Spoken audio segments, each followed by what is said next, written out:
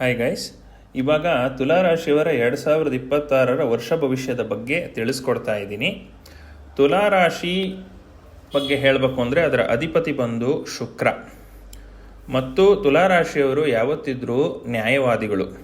ಅವರು ಯಾವತ್ತಿದ್ರೂ ಬ್ಯಾಲೆನ್ಸ್ ಬಗ್ಗೆನೇ ಮಾತಾಡ್ತಾರೆ, ಬ್ಯಾಲೆನ್ಸ್ ಆಗಿ ಬದುಕ್ತಾರೆ. ಯಾಕೆಂದರೆ ಅವರ ರಾಶಿಯ ಚಿಹ್ನೆನೇ ನೀವು ತಕ್ಕಡಿ. ಆ ಕಾರಣದಿಂದ ಅವರು ಮಾತಾಡುವಾಗೂ ಅಷ್ಟೇ, ಎಷ್ಟು ಮಾತಾಡಬೇಕು ಅಷ್ಟು ಮಾತ್ರನೇ ಮಾತಾಡ್ತಾರೆ. ಯಾವುದಾದ್ರೂ ವಿಚಾರಗಳಲ್ಲಿ ತೀರ್ಮಾನ ಮಾಡಬೇಕು, ಇಬ್ಬರು ವಿಚಾರಗಳನ್ನ ಕೇಳಿ ನ್ಯಾಯ ಕೊಡಬೇಕು ಅಂತಂದರೆ ಇವರಷ್ಟು ಬೆಸ್ಟ್ ನ್ಯಾಯ ಕೊಡೋರು ಇನ್ಯಾರೂ ಇರೋದಿಲ್ಲ. ಸಹಜ ಗುಣಗಳು ಇನ್ನಷ್ಟು ತಿಳ್ಕೋಬೇಕು ಅಂತಂದರೆ ಚಾನಲ್ನಲ್ಲಿ ತುಲಾರಾಶಿಯ ಸಹಜ ಗುಣಲಕ್ಷಣಗಳು ಅಂತ ವಿಡಿಯೋ ಇದೆ, ಅದನ್ನು ನೋಡಿ ತಿಳ್ಕೊಳ್ಳಿ.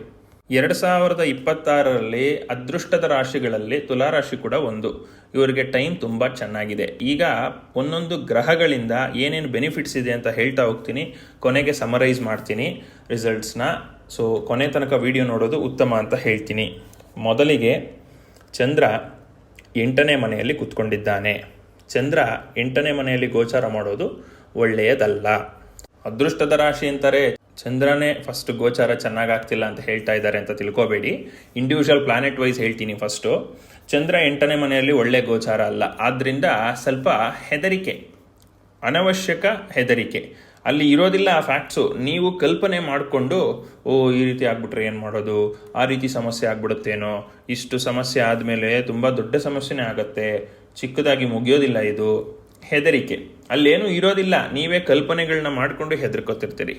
ಸೊ ಅದರ ವಿಚಾರದಲ್ಲಿ ಧೈರ್ಯವಾಗಿರಿ, ಸುಮ್ಮನೆ ಹೆದರ್ಕೊಳ್ಳೋ ಅವಶ್ಯಕತೆ ಇಲ್ಲ, ಆಯಿತಾ? ಚಂದ್ರನ ವಿಚಾರದಲ್ಲಿ ಪರಿಹಾರಗಳನ್ನ ಮಾಡಿಕೊಂಡ್ರೆ ತುಂಬ ಒಳ್ಳೆಯದು. ಮೆಡಿಟೇಷನ್ ಮಾಡಿದರೆ ತುಂಬ ಒಳ್ಳೆಯದು. ಆವಾಗ ಮನಸ್ಸು ಕಂಟ್ರೋಲಿಗೆ ಬರುತ್ತೆ. ಫಸ್ಟ್ ಆಫ್ ಆಲ್ ತುಲಾರಾಶಿ ಒಂದು ಗಾಳಿ ತತ್ವ ರಾಶಿ.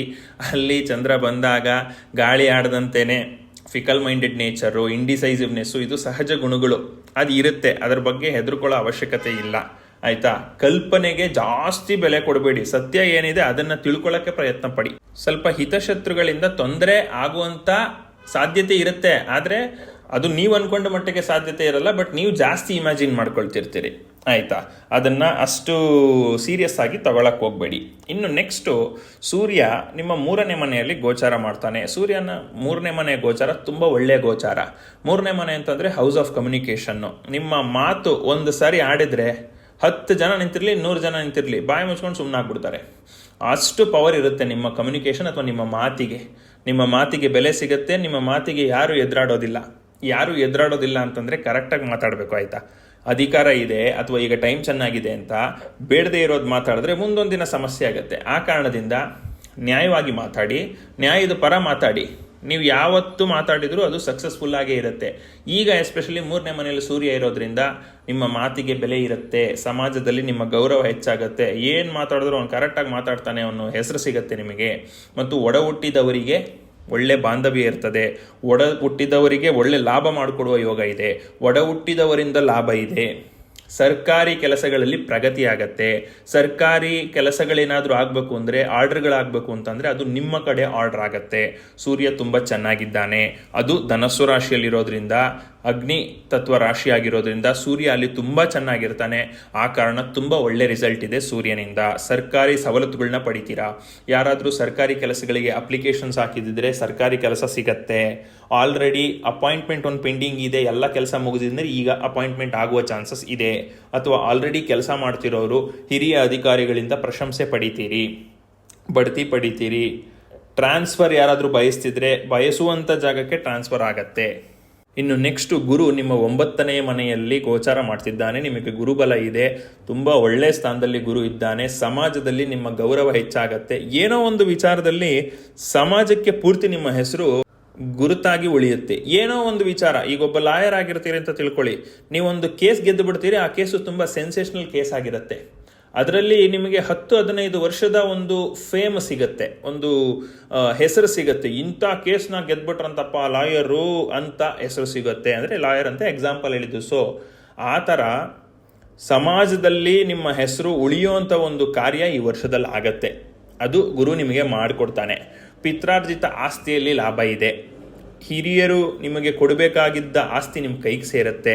ಯಾವುದಾದ್ರೂ ಪಿತ್ರಾರ್ಜಿತ ಆಸ್ತಿ ಸೇಲ್ ಮಾಡ್ತಿದ್ರೆ ನಿಮಗೆ ಲಾಭ ಆಗತ್ತೆ, ಅಥವಾ ಯಾವುದಾದ್ರೂ ಸೆಟಲ್ಮೆಂಟ್ ವಿಚಾರ ಅಗ್ರಿಮೆಂಟ್ ಇದೆ, ಇನ್ನು ಸೇಲ್ ಆಗಿಲ್ಲ, ಕಂಪ್ಲೀಟ್ ಆಗಿಲ್ಲ, ಅದೆಲ್ಲವೂ ಈಗ ಕಂಪ್ಲೀಟ್ ಆಗತ್ತೆ.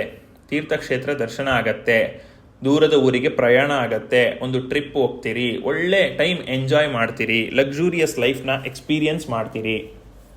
ಇನ್ನು ನೆಕ್ಸ್ಟು ಶುಕ್ರ ನಿಮ್ಮ 3ನೇ ಮನೆಯಲ್ಲಿ ಗೋಚಾರ ಮಾಡ್ತಿದ್ದಾನೆ. ಇದು ಕೂಡ ಒಳ್ಳೆಯ ಗೋಚಾರ. ನಿಮ್ಮ ಮಾತು ಹೇಗಿರುತ್ತೆ ಅಂತಂದರೆ ಶತ್ರುಗಳಿಗೆ ಬೆಂಕಿ ಇಟ್ಟಂಗೆ ಆಗ್ತಾ ಇರುತ್ತೆ, ನಿಮಗೆ ಬೇಕಾದವ್ರಿಗೆ ಸಕ್ಕರೆ ಒಯ್ದಂಗೆ ಆಗ್ತಿರುತ್ತೆ ಅವ್ರ ಬಾಯಿಗೆ, ಅಷ್ಟು ಖುಷಿ ಪಡ್ತದವರು. ನಿಮ್ಮ ಮಾತು ಅಷ್ಟೇ ಮಧುರವಾಗಿರುತ್ತೆ. ನೀವು ಎಲ್ಲಿ ಹೇಗೆ ಮಾತಾಡಬೇಕು ಅನ್ನೋದನ್ನು ತುಂಬ ಚೆನ್ನಾಗಿ ಕಲ್ತ್ಕೋತೀರಿ. ನಿಮ್ಮ ಕಮ್ಯುನಿಕೇಷನ್ ತುಂಬ ರಿಫೈನ್ ಆಗುತ್ತೆ. ನೀವು ಏನಾದರೂ ಹೇಳ್ತಿದ್ದೀರಿ ಅಂತಂದರೆ 1000 ಜನ ನಿಂತಿದ್ರು ಅಲ್ಲಿ ನಿಂತ್ಕೊಂಡು ಕೇಳಿಸ್ಕೊತಾರೆ. ಇದು ಎಸ್ಪೆಷಲಿ ಪೊಲಿಟಿಷಿಯನ್ಸ್ಗೆ ಅಥವಾ ಪಬ್ಲಿಕ್ ಸ್ಪೀಕರ್ಸ್ಗೆ, ಮೋಟಿವೇಶ್ನಲ್ ಸ್ಪೀಚ್ ಕೊಡೋಂಥವರಿಗೆ ತುಂಬ ಉಪಯೋಗ ಆಗುತ್ತೆ. ಎಸ್ಪೆಷಲಿ ಈವೆಂಟ್ ಮ್ಯಾನೇಜ್ಮೆಂಟ್ನಲ್ಲಿ ಈ ಆ್ಯಂಕರಿಂಗ್ ಎಲ್ಲ ಮಾಡ್ತಾರಲ್ಲ, ಅವರಿಗೆ ಒಳ್ಳೆ ರೆಕಗ್ನಿಷನ್ ಸಿಗುತ್ತೆ. ದೊಡ್ಡ ದೊಡ್ಡ ಕಾರ್ಯಕ್ರಮಗಳನ್ನು ನಡೆಸ್ಕೊಳ್ಳುವ ಒಂದು ನಿಮಗೆ ಅವಕಾಶ ಸಿಗುತ್ತೆ. ಒಡ ಹುಟ್ಟಿದವರನ್ನು ಸಂತೋಷಪಡಿಸುವಂಥ ಯೋಗ, ಒಡ ಹುಟ್ಟಿದವರಿಗೆ ಏನಾದರೂ ಒಂದು ಉಡುಗೊರೆ ಕೊಡುವಂಥ ಯೋಗ. ಅವರು ನನ್ನ ತಮ್ಮನೋ ಅಣ್ಣನೋ ಅಕ್ಕನೋ ತಂಗಿನೋ ಇದನ್ನು ಕೊಟ್ಟರು, ನನ್ನ ಜೀವನ ಪೂರ್ತಿ ಮರೆಯೋದಿಲ್ಲ ಅಂತ ನಿಮ್ಮ ಒಡ ಹುಟ್ಟಿದವರು ಖುಷಿ ಪಡ್ತಾರೆ. ಆ ರೀತಿ ಗಿಫ್ಟ್ ಕೊಡುವ ಯೋಗ ಒಂದಿದೆ. ಆಯಿತಾ? ಒಡ ಹುಟ್ಟಿದವರೊಂದಿಗೆ ಬಾಂಧವ್ಯ ಇನ್ನಷ್ಟು ಹೆಚ್ಚಾಗುತ್ತೆ. ಇನ್ನು ನೆಕ್ಸ್ಟು ಬುಧ ನಿಮ್ಮ 3ನೇ ಮನೆಯಲ್ಲಿದ್ದಾನೆ. ಬುಧನಿಗೆ 3ನೇ ಮನೆಯ ಗೋಚಾರ ಒಳ್ಳೆಯದಲ್ಲ. ಇದರಿಂದ ಏನು ಹೇಳ್ಬೋದು ಅಂತಂದರೆ, ನೋಡಿ ಆಗಲೇ ಹೇಳಿದೆ, ನಿಮ್ಮ ಶತ್ರುಗಳಿಗೆ ನೀವು ಮಾತಾಡೋದು ಉರಿದೋಗುತ್ತೆ, ಬೆಂಕಿ ಇಟ್ಟಂಗೆ ಆಗುತ್ತೆ ಅಂತ. ಸತ್ಯ ಹೇಳಿದ್ರೆ ಕೆಲವ್ರಿಗೆ ಆಗೋದಿಲ್ಲ, ಹಂಗಂತ ಅಂದ್ಬಿಟ್ಟು ನೀವು ಸತ್ಯ ಹೇಳೋದು ನಿಲ್ಸೋಕ್ಕಾಗೋದು ಇಲ್ಲ. ಸೊ ನಿಮ್ಮ ಪಾಡಿಗೆ ನೀವು ಸತ್ಯ ಹೇಳಿ, ನಿಮ್ಮ ಪಾಡಿಗೆ ನೀವು ನ್ಯಾಯದ ದಾರಿಯಲ್ಲಿ ಮುಂದುವರಿರಿ. ಬುಧನಿಂದ ಸ್ವಲ್ಪ ಮಾತಿನಿಂದ ಸಮಸ್ಯೆ ಅಂತ ತೋರಿಸುತ್ತೆ. ಎಲ್ಲಿ ಮಾತಾಡಬೇಕು, ಎಲ್ಲಿ ಮಾತಾಡಬಾರ್ದು ಅದನ್ನು ತಿಳ್ಕೊಂಡು ಮಾತ್ರ ಮಾತಾಡಿ, ಅದು ಬಿಟ್ಟರೆ ಬೇರೆ ಏನೂ ಸಮಸ್ಯೆ ಇಲ್ಲ. ಕಮ್ಯುನಿಕೇಷನಲ್ಲಿ ಕಮ್ಯುನಿಕೇಷನ್ ಆಗುವ ಚಾನ್ಸಸ್ ಇದೆ. ನೀವು ಹೇಳುವುದು ಒಂದು, ಅವ್ರು ತಿಳ್ಕೊಳ್ಳೋದು ಒಂದು. ಸೊ ಆ ಕಾರಣದಿಂದ ಆ ವ್ಯಕ್ತಿ ಯಾರಿಗೆ ನೀವೇನೋ ಹೇಳಕ್ಕೆ ಹೋಗ್ತಿದ್ರಲ್ಲ, ಅವರು ಹೇಗೆ ತಿಳ್ಕೋತಾರೆ ಅಂತ ಅರ್ಥ ಮಾಡಿಕೊಂಡು ನೀವು ಅವರಿಗೆ ಅರ್ಥ ಆಗೋ ರೀತಿಯಲ್ಲಿ ಕಮ್ಯುನಿಕೇಟ್ ಮಾಡಿಬಿಟ್ರೆ ತುಂಬ ಉತ್ತಮ ಅಂತ ಹೇಳ್ತೀನಿ. ಇನ್ನು ನೆಕ್ಸ್ಟು ಶನಿ ನಿಮ್ಮ 6ನೇ ಮನೆಯಲ್ಲಿ ಕೂತ್ಕೊಂಡಿದ್ದಾನೆ. ಶನಿ ತುಲಾರಾಶಿಯವರಿಗೆ ಜೀವನದಲ್ಲೇ ಅತಿ ಮುಖ್ಯವಾದ ಗ್ರಹ. ಶುಕ್ರನಿಗಿಂತ ಅತಿ ಮುಖ್ಯವಾದ ಗ್ರಹ ಶನಿ. ಯಾಕೆ ಅಂದರೆ ಶನಿ ತುಲಾರಾಶಿಗೆ ಯೋಗಕಾರಕ.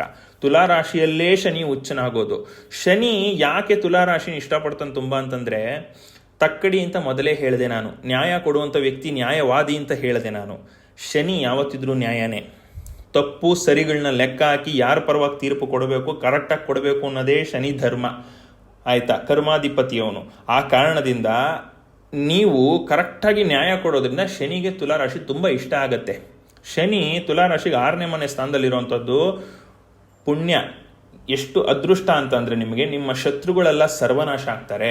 ನಿಮ್ಮ ಶತ್ರುಗಳು ಯಾವ ಮಟ್ಟಿಗೆ ಆಗ್ತಾರೆ ಅಂತಂದರೆ, ಅವರು ನನ್ನ ಪ್ರಾಣ ಕಳ್ಕೊಂಡಾದ್ರೂ ಸುಮ್ಮನಾಗ್ಬಿಡ್ತೀನಿ ಅಂದರು, ಸೂಸೈಡ್ ಅಟೆಂಪ್ಟ್ ಮಾಡಿದ್ರೆ ಅವ್ರನ್ನ ಬದುಕಿಸ್ಬಿಟ್ಟು ಜೈಲಿಗೆ ತೊಗೊಂಡೋಗ್ಬಿಡ್ತಾರೆ ಪೊಲೀಸ್ನವರು. ಆ ರೀತಿ ಸಮಸ್ಯೆಗಳಾಗುತ್ತೆ ನಿಮ್ಮ ಶತ್ರುಗಳಿಗೆ. ನನಗೆ ಈ ಕಷ್ಟ ಸಾಕಪ್ಪ, ಇವ್ನು ಎದುರಾಕೊಂಡಿದ್ದು ಸಾಕಾಯಿತು ಅಂತ ಅಂದ್ಬಿಟ್ಟು ಸೂಸೈಡ್ ಅಟೆಂಪ್ಟ್ ಮಾಡ್ಕೊಂಡ್ಬಿಡ್ತಾರೆ ಅಂತ ತಿಳ್ಕೊಳ್ಳಿ. ಸೂಸೈಡಿಂದ ಬದುಕಿಸ್ಬಿಟ್ಟು, ಹಾಸ್ಪಿಟ್ಲಲ್ಲಿ ಬದುಕಿಸ್ಬಿಟ್ಟು ಅವ್ರ ಮೇಲೆ ಸೂಸೈಡ್ಗೆ ಒಂದು ಕೇಸ್ ಮಾಡಿ, ನೀವು ಅವ್ರ ಮೇಲಿರೋ ಕೇಸ್ ಸೇರಿಸಿ ಜೊತೆಲಿ ಕರ್ಕೊಂಡೋಗಿ ಜೈಲಿಗೆ ತಳ್ತಾರೆ. ಅಷ್ಟು ಹಿಂಸೆ ಆಗುತ್ತೆ ನಿಮ್ಮ ಶತ್ರುಗಳಿಗೆ. ಮತ್ತೆ ಇನ್ನೊಂದು ನೀವು ಅನ್ಕೊಬಹುದು, 2 ವರ್ಷದಿಂದನೂ ಇದೇ ಹೇಳ್ತಿದ್ದ ತುಲಾರಾಶಿಯವರಿಗೆ ಯಾವುದು ಆ ರೀತಿ ಆಗಿಲ್ಲ ಅಂತ. ಅದು ಒಂದು ನಿಮ್ಮ ಜನ್ಮ ಜಾತಕದ ಮೇಲೆ ಡಿಪೆಂಡ್ ಆಗ್ತದೆ ರಿಸಲ್ಟ್ಸು. ಇನ್ನೊಂದೇನು ಅಂತಂದ್ರೆ, ಅಂದ್ರೆ 2025 ಮಾರ್ಚಲ್ಲಿ ಶನಿ ಬದಲಾವಣೆ ಆಗಿದ್ದು, 5ನೇ ಮನೆಯಿಂದ 6ನೇ ಮನೆಗೆ ಬಂದಿದ್ದು. ಅವನು ರಿಸಲ್ಟ್ಸ್ ಕೊಡ್ಲಿಕ್ಕೆ ಸ್ಟಾರ್ಟ್ ಮಾಡೋ ಅಷ್ಟೊತ್ತಿಗೆ ವಕ್ರಗತಿಗೆ ಬಂದ್ಬಿಡ್ತು ಜುಲೈ 15ಕ್ಕೆ. ಆ ವಕ್ರಗತಿ ಪರಿಹಾರ ಆಗುವಂಥದ್ದು ಯಾವಾಗ ಅಂತಂದ್ರೆ ನವೆಂಬರ್ 28ಕ್ಕೆ. ಸೊ ಇಷ್ಟು ದಿನ ಕೂಡ ಶನಿ ವಕ್ರವಾಗೇ ಇರ್ತಾನೆ. ಇವಾಗ ಏನಾಗಿರುತ್ತೆ, ಶತ್ರುಗಳಿಗೆ ಇನ್ನೊಂದು ಸ್ವಲ್ಪ ಸ್ಟ್ರೆಂತ್ ಬಂದಿರುತ್ತೆ. ಶತ್ರುಗಳು ನಿಮ್ಮ ಮೇಲೆ ಇನ್ನಷ್ಟು ಪಿತೂರಿ ಮಾಡ್ತಾರೆ. ಆ ಪಿತೂರಿ ಮಾಡೋದು ಇನ್ನೊಂದೇನು ಗೊತ್ತಾಗತ್ತೆ, ಅವ್ರಿಗೆ ಜಾಸ್ತಿ ನೆಗೆಟಿವ್ ಆಗುತ್ತೆ. ಮೊದಲು ನಿಮ್ಮ ಶತ್ರುಗಳು ಮಾಡಿರೋ ತಪ್ಪಿಗೆ ನೀವು ಮನೇಲಿ ಮಾತ್ರ ಹೊಡಿತಿದ್ರಿ. ಈ ಶನಿ ವಕ್ರ ಆದ್ರಿಂದ ಏನಾಯ್ತು ಅಂತಂದ್ರೆ, ಅವ್ರಿಗೆ ಇನ್ನಷ್ಟು ಶಕ್ತಿ ಬಂದು ಇನ್ನೇನೋ ಒಂದು ತರಲೆ ಮಾಡಿ ಬೀದಿಲಿ ಒದೆ ತಿನ್ನೋ ಹಂಗಾಗತ್ತೆ. ದೊಡ್ಡ ಏರಿಯಾದಲ್ಲೇ ಮರ್ಯಾದೆ ಕಳ್ಕೊತಾರೆ, ಪಬ್ಲಿಕಲ್ಲಿ ಮರ್ಯಾದೆ ಕಳ್ಕೊತಾರೆ. ಸೊ ಶತ್ರು ಮೇಲೆ ಪ್ರಚಂಡ ದಿಗ್ವಿಜಯ ಇದೆ. ಅದ್ರ ಬಗ್ಗೆ ಏನು ಯೋಚನೆ ಬೇಡ. ಎಲ್ಲ ರೀತಿಯ ಏಳಿಗೆ ಇದೆ ಶನಿಯಿಂದ. ಕೆಲಸದ ವಿಚಾರದಲ್ಲಿ ಏಳಿಗೆ, ರೂಟೀನಲ್ಲಿ ಏಳಿಗೆ, ಡಿಸಿಪ್ಲಿನ್ ಲೈಫ್ ನಡೆಸ್ತೀರಾ, ಆದಾಯ ಚೆನ್ನಾಗಿರುತ್ತೆ, ಲಾಂಗ್ ಟರ್ಮ್ ಬೆನಿಫಿಟ್ಸ್ ತುಂಬ ಚೆನ್ನಾಗಿರುತ್ತೆ. ಇನ್ನು ನೆಕ್ಸ್ಟು ರಾಹು ನಿಮ್ಮ 5ನೇ ಮನೆಯಲ್ಲಿ ಗೋಚಾರ ಮಾಡ್ತಿದ್ದಾನೆ. ರಾಹು 5ನೇ ಮನೆಯಲ್ಲಿ ಒಳ್ಳೆ ಗೋಚಾರ ಅಲ್ಲ. ಆದರೆ ಒಂದು ಟ್ವಿಸ್ಟ್ ಇದೆ. ಏನಂತಂದರೆ, ರಾಹು ಗೋಚಾರ ಮಾಡ್ತಿರುವಂಥದ್ದು ಶನಿಯ ಮನೆಯಲ್ಲಿ. ಶನಿಯ ಮನೆಯಲ್ಲಿ ರಾಹು ಅಷ್ಟು ಕಷ್ಟಗಳನ್ನ ಕೊಡೋಕ್ಕಾಗೋದಿಲ್ಲ. ಅದು ಬೇರೆ, ನಿಮ್ಮ ರಾಶಿಯ ಅಧಿಪತಿ ಶುಕ್ರ ರಾಹುವಿನ ಗುರು. ಅಸುರ ಗುರು ಶುಕ್ರಾಚಾರ್ಯ, ರಾಹು ಶುಕ್ರಾಚಾರ್ಯನ ಶಿಷ್ಯ. ಸೊ ನಿಮಗೆ ಅಷ್ಟು ತೊಂದರೆ ಕೊಡೋದಿಲ್ಲ ಅಂಟಿಲ್ ಅನ್ಲೆಸ್ ನಿಮ್ಮ ಜನ್ಮ ಜಾತಕದಲ್ಲಿ ರಾಹು ತುಂಬ ಬ್ಯಾಡ್ ಪೊಸಿಷನಲ್ಲಿದ್ದರೆ ಮಾತ್ರ ನೆಗೆಟಿವ್ಸ್ ಆಗುತ್ತೆ. ಆದರೂ ಕೂಡ ಎಚ್ಚರ ಯಾವ ವಿಚಾರದಲ್ಲಿ ಇರಬೇಕು? ಮಕ್ಕಳ ವಿಚಾರದಲ್ಲಿ ಎಚ್ಚರಿಕೆ ಇರಬೇಕು, ವಿದ್ಯಾರ್ಥಿಗಳು ಎಜುಕೇಷನ್ ವಿಚಾರದಲ್ಲಿ ಎಚ್ಚರಿಕೆ ಇರಬೇಕು. ಜಾಸ್ತಿ ಅಸಡ್ಡೆ ತೋರಿಸ್ಬೇಡಿ ಓದೋದ್ರಲ್ಲಿ.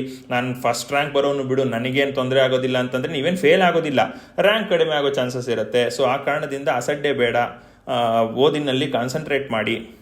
ಕಾಂಪಿಟೇಟಿವ್ ಎಕ್ಸಾಮ್ಸ್ನಲ್ಲಿ ಎಸ್ಪೆಷಲಿ ನಿಮ್ಮ ಐಡೆಂಟಿಟಿ ಕಾರ್ಡ್ಸು ಅಥವಾ ಒಂದು ಅಪ್ಲಿಕೇಶನ್ ಫಿಲ್ಲಿಂಗ್ನಲ್ಲಿ ಸಮಸ್ಯೆ ಆಗಿ ಎಕ್ಸಾಮ್ ಬರೆಯೋ ಸಮಯದಲ್ಲಿ ಸಮಸ್ಯೆಗಳಾಗಬಹುದು. ಆ ವಿಚಾರದಲ್ಲಿ ಎಚ್ಚರಿಕೆ ವಹಿಸಿ. ಇನ್ನು ನೆಕ್ಸ್ಟು ಕೇತು ನಿಮ್ಮ 11ನೇ ಮನೆಯಲ್ಲಿದ್ದಾನೆ.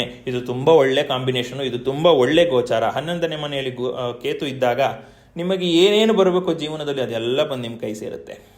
ಆಸ್ತಿ ನೀವು ತಿನ್ನಬೇಕು ಅಂತ ಇರುತ್ತೆ ನಿಮ್ಮ ಒಂದು ಲಿನಿಯೇಜ್ನಲ್ಲಿ ಅಂದರೆ ನಿಮಗೆ ಬಂದು ಸೇರುತ್ತೆ. ಪಿತ್ರಾರ್ಜಿತ ಆಸ್ತಿಯಲ್ಲಿ ಲಾಭ ಖಂಡಿತವಾಗ್ಲೂ ಆಗುತ್ತೆ. ಪಿತ್ರಾರ್ಜಿತ ಆಸ್ತಿಗಳು ನಿಮ್ಮ ಪರವಾಗುತ್ತೆ. ಕೋರ್ಟು ಕೇಸ್ಗಳಲ್ಲಿ ಪ್ರಾಪರ್ಟಿ ವಿಚಾರದಲ್ಲಿ ಡಿಸ್ಪ್ಯೂಟ್ಸ್ ನಡೀತಿದ್ದಾರೆ, ನಿಮ್ಮ ಪರವಾಗುತ್ತೆ. ಸೆಟ್ಲ್ಮೆಂಟ್ ಇದೆಯಾ, ಅದು ನಿಮ್ಮ ಪರವಾಗುತ್ತೆ. ಜಮೀನು ಸೇಲ್ ಮಾಡಬೇಕಾ, ಅದು ನೀವು ಅನ್ಕೊಂಡ ರೇಟಿಗೆ ಸೇಲ್ ಆಗುತ್ತೆ. ನೀವು ಅನ್ಕೊಂಡದಕ್ಕಿಂತ ಜಾಸ್ತಿನೇ ಸೇಲ್ ಆಗುತ್ತೆ. ಕೋಟ್ಯಾಧಿಪತಿ ಆಗುವ ಯೋಗವೂ ಇದೆ. ಇನ್ನು ನೆಕ್ಸ್ಟು ಲಾಸ್ಟಿಗೆ ಕುಜ ನಿಮ್ಮ 3ನೇ ಮನೆಯಲ್ಲಿ ಗೋಚಾರ ಮಾಡ್ತಿದ್ದಾನೆ. 3ನೇ ಮನೆಯ ಗೋಚಾರ ಕುಜನಿಗೆ ಒಳ್ಳೆಯದು, ತುಂಬ ಒಳ್ಳೆಯ ಗೋಚಾರ. ಆ ಕಾರಣದಿಂದ ರಿಯಲ್ ಎಸ್ಟೇಟ್ನಲ್ಲಿ ವ್ಯವಹಾರ ಏನಾದರೂ ಮಾಡ್ತಿದ್ರೆ ತುಂಬ ಲಾಭ ಗಳಿಸ್ತೀರಿ, ದೊಡ್ಡ ದೊಡ್ಡ ವ್ಯವಹಾರಗಳನ್ನು ಮಾಡ್ತೀರಾ. ಆದರೆ ಅಗ್ರಿಮೆಂಟ್ ಮಾಡುವಾಗ ಕೇರ್ಫುಲ್ ಆಗಿರಿ, ಯಾಕೆಂದರೆ ಬುಧ ಚೆನ್ನಾಗಿಲ್ಲ. ಸೊ ಅಗ್ರಿಮೆಂಟ್ ಮ್ಯಾಟ್ರಲ್ಲಿ ಸ್ವಲ್ಪ ಎಚ್ಚರಿಕೆ ಇರಬೇಕು. ಇನ್ನು ಯಾರಾದರೂ ಜಮೀನು ಸೇಲ್ಗಿಟ್ಟಿದ್ರೆ ಇಷ್ಟು ದಿನ ಆಗ್ತಾನೆ ಇಲ್ವಲ್ಲಪ್ಪ ಸೇಲು, ನೀವು ಅನ್ಕೊಂಡೋದಕ್ಕಿಂತ ಜಾಸ್ತಿಗೆ ಸೇಲ್ ಆಗುತ್ತೆ, ತಲೆ ಕೆಡಿಸ್ಕೋಬೇಡಿ. ಮನೆ ಇಲ್ಲದೆ ಇರೋರು ಮನೆ ಕಟ್ತೀರಿ, ಸೈಟ್ ಇಲ್ಲದೆ ಇರೋರು ಸೈಟ್ ತಗೋತೀರಿ.